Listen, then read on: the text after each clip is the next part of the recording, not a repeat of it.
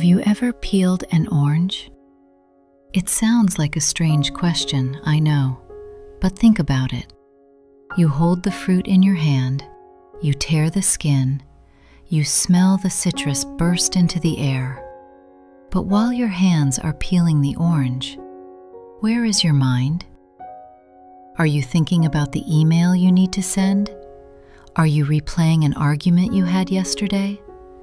Are you worrying about a meeting that hasn't happened yet? If you are like most of us, your hands are in the present, but your mind is miles away. You eat the orange, but you don't really taste it. You walk to your car, but you don't really see the sky. You hug your loved one, but you are already thinking about let go to check your phone. We spend our whole lives waiting for the big moments. Graduation, marriage, the promotion, the vacation. But life, real life, isn't made of big moments. It is made of millions of tiny, quiet seconds. And if we are not here for them, if we are always somewhere else in our heads, then we risk missing our own lives completely. Hello, my friends. Welcome back to Mira's English podcast. I'm Mira, and I am so deeply glad you are here with me today. This is a safe space for you to slow down. This is a place where we don't just learn English, we learn how to live a little lighter, a little softer. If you are listening to this while commuting or cleaning or lying in bed trying to sleep, I want you to know that for the next hour, you don't have to achieve anything. You don't have to be productive. You just have to be. Today, we are going to dive very deep into a topic that I think we all struggle with: being present, living in the now. It sounds so simple, doesn't it? Just be here. But in a world that is designed to distract us, being present is perhaps the hardest thing to do. So, take a deep breath with me. Let your shoulders drop. Unclench your jaw. Let's explore the art of being present together.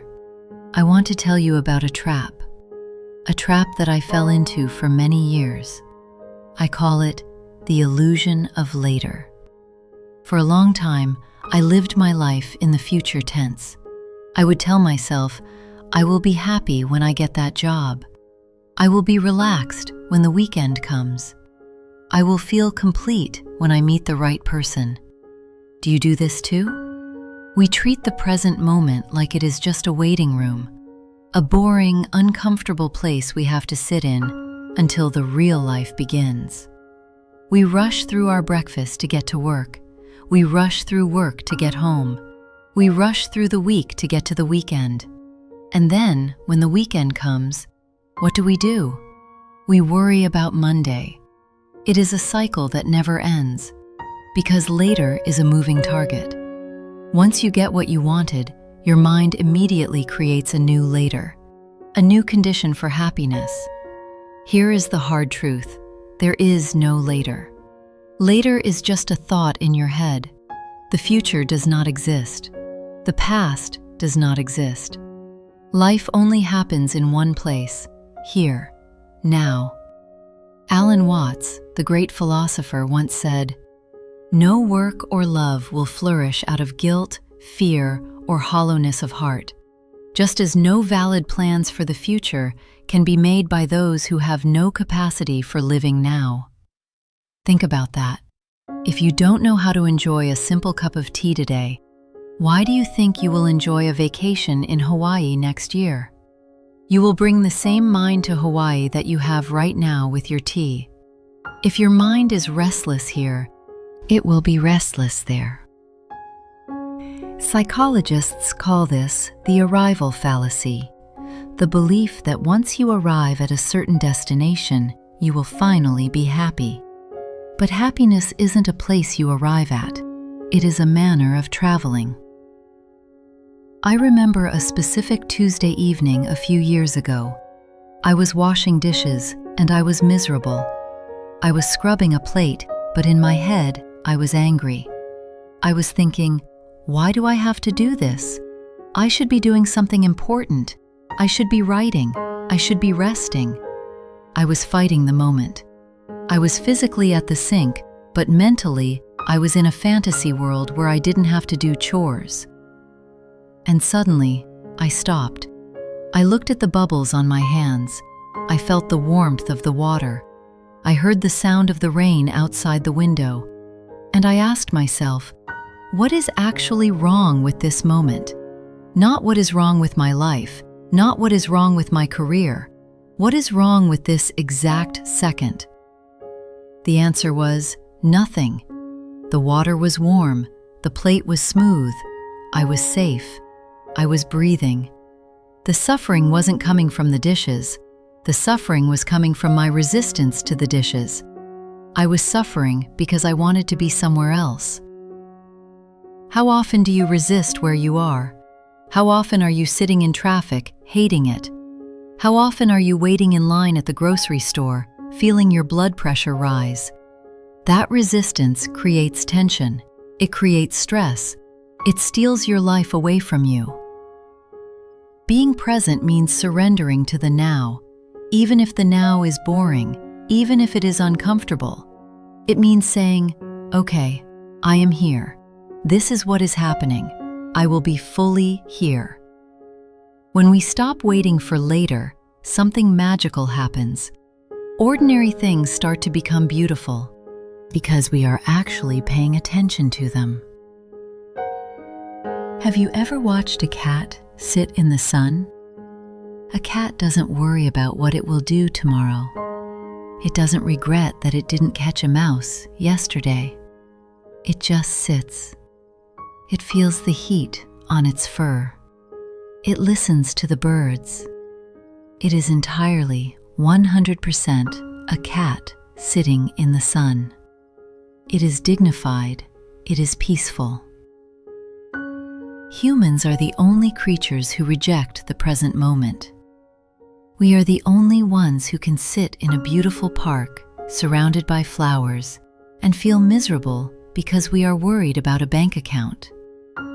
Our ability to think about the future is a gift, yes. It helps us plan. It helps us build.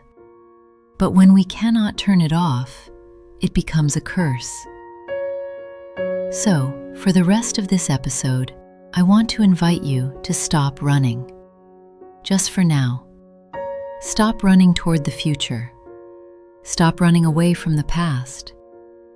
Imagine that you have just arrived on Earth for the first time. You have no history.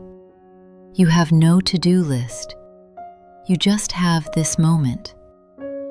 But I know what you are thinking. Mira, I want to be present, but my mind won't let me. My head is too noisy. I understand. The noise is loud. The thoughts are endless. So, in the next part of this podcast, we are going to talk about that noise. We are going to learn how to step back from our thoughts so we can finally see the world clearly again. Stay with me. Take another breath. We are just getting started. Silence. When was the last time you experienced true silence? I don't mean the absence of noise outside. I mean the absence of noise inside. If you are like most people, your inner world is never silent. It is like a radio that has been left on for 20 years, and the volume is stuck on maximum. This radio is your thinking mind. It comments on everything. You wake up, and it says, "I'm tired. Why is it raining? I have so much to do. Did I reply to that text?" You look in the mirror and it says, "You look old today. Your hair is messy." You walk down the street and it says, "That person is walking too slow. What should I have for lunch?" It never stops. It narrates your life, judges your life, compares your life. And here is the dangerous part. We believe the radio. We think that we are the radio. We think that voice in our head is us. But I want you to consider a radical idea today. You are not the voice in your head. You are the one listening to the voice. Imagine you are sitting by a river. Leaves are floating down the stream. Some leaves are ugly, some are beautiful. Some are moving fast, some are stuck. You are sitting on the bank, watching them. You are not the leaves, you are the observer. Your thoughts are just the leaves. But most of us, we jump into the river. We try to grab the leaves. We fight the current. We drown in our own thoughts. There is a beautiful concept called the witness consciousness. It means stepping back. Instead of saying, I am angry, you say, I notice that I am feeling anger. Instead of saying, I am worried, you say, I notice that my mind is creating worried thoughts. Do you feel the difference? The first one traps you. The second one frees you. It creates a tiny space between you and the emotion. And in that space, that is where peace lives. I remember when I first realized this. I was sitting on a bus, feeling incredibly anxious about a presentation I had to give. My heart was racing. My palms were sweaty. The voice in my head was screaming, "You are going to fail. Everyone will laugh at you." Usually, I would fight it. I would try to force myself to be calm, which only made it worse. But this time, I tried something different. I closed my eyes and I said to myself, "Hello, anxiety. I see you are here." I didn't try to push it away. I didn't try to fix it. I just watched it, like a dark cloud passing through the sky. And you know what happened? It didn't disappear immediately, but it lost its power. It was no longer a monster eating me. It was just energy moving through me. Your mind is a tool. It is a wonderful servant, but a terrible master. When you use it to solve a math problem or plan a trip, it is useful. But when you let it run your life on autopilot, it creates suffering. It constantly pulls you out of the present moment into a scary future or a regretful past. So, here is a challenge. The next time a negative thought comes up, don't believe it instantly. Ask yourself, is this true? Or is this just the radio playing?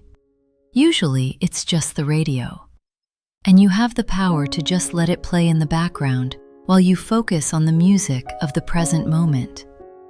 Okay, we have talked about the traps of the mind. Now let's get practical.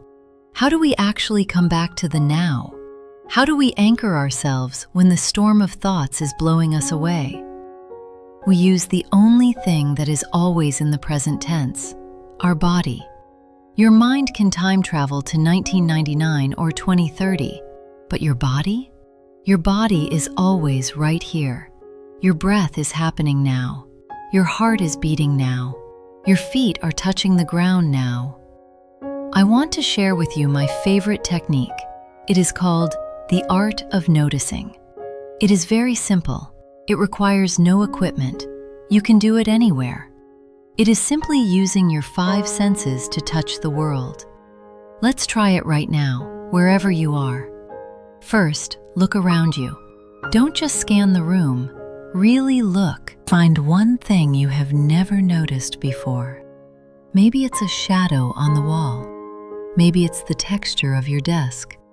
Maybe it's the way the light catches a dust particle. Look at it like a painter would look at it.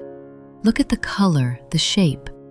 When you look with deep attention, your thinking mind has to stop. It cannot do both. Now, close your eyes for a second. Listen. Don't listen to my voice. Listen to the space around you. What can you hear? Can you hear the hum of the refrigerator, the traffic outside, the sound of your own breath? Usually, we filter these sounds out. We call them background noise. But when you treat them as music, suddenly you are present. Now, feel. Feel the weight of your body on the chair. Feel the fabric of your clothes against your skin. Feel the air touching your face. Is it cool? Is it warm? Bring your awareness into your fingertips. This is called grounding. It pulls you out of the tornado in your head and plants your feet firmly on the earth. You can do this when you are washing dishes. Feel the warm water, smell the soap, look at the bubbles. Suddenly, a chore becomes a meditation. You can do this when you are drinking coffee. Don't just gulp it down while checking emails. Stop, smell the beans, feel the heat of the mug, taste the bitterness and the sweetness. Take one sip in total presence. That one sip, that is life. In Zen Buddhism, there is a concept called Shoshin. It means beginner's mind. It means looking at the world as if you are seeing it for the very first time. Think about a baby. When a baby sees a leaf, they are amazed. They stare at it, they touch it, they taste it. They are fully present because they have no labels for it yet. But as adults, we see a leaf and we say, "Oh, that's a leaf," and we walk past. We stop seeing the magic because we think we know what everything is. What if you walk through your neighborhood today with a beginner's mind?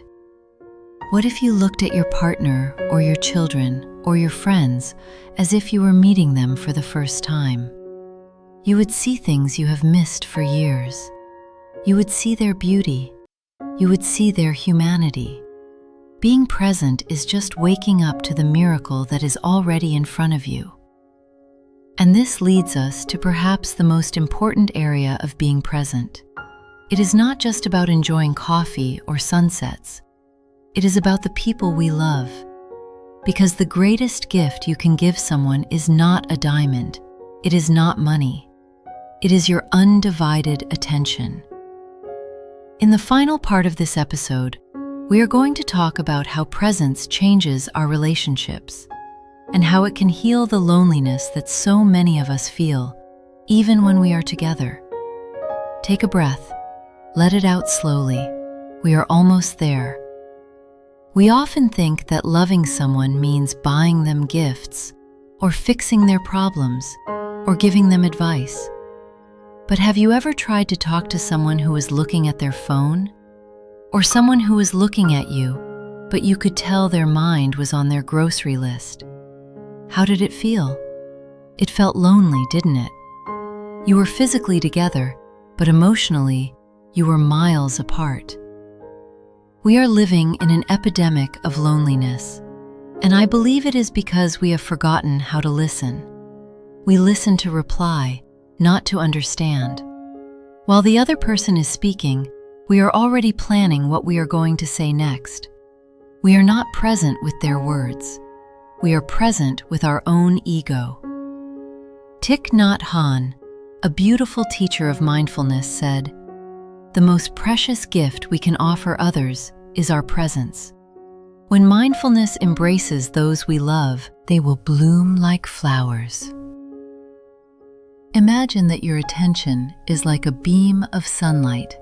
When you shine that light on another person, fully, completely, without checking your phone, without judging them, they feel it. They feel seen. They feel worthy. They feel loved. You don't even have to say anything smart. You just have to be there. So, here is a small practice for your relationships this week. The next time you are with a friend, or your partner, or your child, try deep listening. Put your phone in another room. Look into their eyes. Listen to their voice as if it is the only sound in the world. If your mind wanders, gently bring it back to their face. Say to yourself, "In this moment, this person is the most important thing in the universe." You will be amazed at how the quality of your connection changes. Arguments become softer. Misunderstandings disappear. Love grows deeper. Now, before we end, I must address the elephant in the room. Why is it so hard to be present? Why do we run away from the now? Because sometimes the now hurts. Sometimes the now is boring, or sad, or lonely. We scroll through social media because we don't want to feel the boredom of standing in line. We watch TV for 5 hours because we don't want to feel the silence of an empty house. We run to the future because the present feels uncomfortable. But here is the secret to true peace. You must make friends with the discomfort. You cannot numb the bad feelings without numbing the good feelings too. If you run away from boredom, you also run away from creativity. If you run away from sadness, you also run away from deep joy. Treat your emotions like guests in your house, even the difficult ones, even anxiety, even sadness. Invite them in, sit with them. Don't try to fix them, just say, "I see you. It's okay that you are here." When you stop fighting the present moment, the struggle disappears. You realize that you are big enough to hold it all. The storm may rage, but you are the sky. The storm passes, but the sky remains. Summarizing the journey. We have covered so much ground today, my friends. We talked about the illusion of later, how we wait for a future that never comes. We talked about the radio in our heads and how to step back and just listen. We learned to touch the world with our senses, and we learned that our presence is the greatest act of love we can give. Life is fragile. We act as if we have infinite time, but we don't. The only time we have is this breath, and then this one, and then this one. Don't let these moments slip through your fingers like sand. Don't wait for a diagnosis or a loss or a tragedy to wake you up to the value of today. Wake up now. You are enough. This moment is enough. You don't need to be anywhere else. You don't need to be anyone else. Everything you are looking for is already here. If this episode touched your heart today, I would be so grateful if you could share it with someone who needs a little peace. Maybe send it to a friend and say, "I am thinking of you." And if you want to support Mira's English podcast, please leave a review or a comment. It helps our community grow, slowly and gently. I will be back soon with more stories, more English, and more quiet moments. But until then, remember to peel the orange. Remember to look at the sky. Remember to be here. I'm Mira, sending you love and light from my corner of the world to yours. Take care of your heart.